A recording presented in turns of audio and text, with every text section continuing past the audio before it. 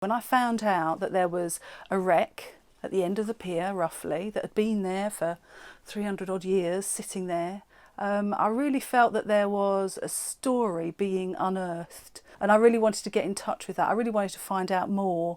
After seeing the shoes that were coming up from the London wreck, it really put me in touch with the human loss that there was, with over 300 people dying.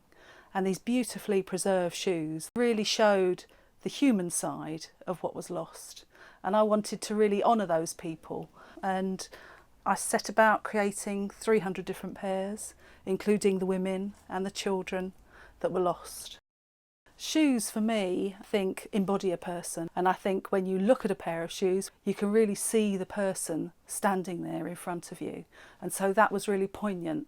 When I was able to see these shoes with all their creases and their marks, it became really evident to me that there were real people there, and there were real people with real lives, and I wanted to represent that in some way.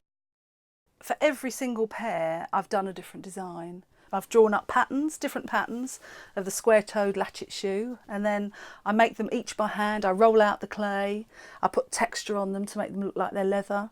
I've got different kinds of moulds that I may use to impress into the clay, and I've also got my letter stamps as well, which I can put on different kind of messages. Some I've left completely plain, because sometimes there's an awful lot about history that we don't know about and it's never recorded.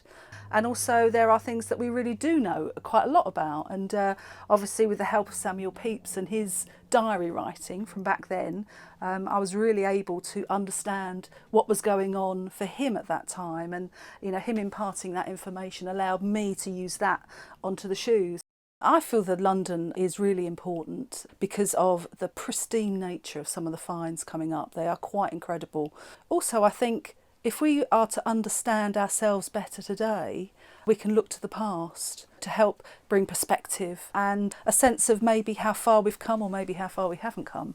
And I know that not a great deal is known about how they built the ships back then, and also at the time there was no list of sailors, and it's the very early days of the Royal Navy trying to pull itself together and become a real maritime world power, and we were just on the cusp of that, and that's really exciting to look and be able to understand that process that we were going through at that time. I think it's still extremely relevant to today as well. Every one of the shoes tells a story, and the story as well at the moment for the wreck is that lots of finds and our history is being lost almost every day. And I think that's something that really came home to me, talking to Steve the diver, looking at his footage and seeing things just being taken away by the tide every day. So it's so important that we raise the funds to try and secure the London for all of us.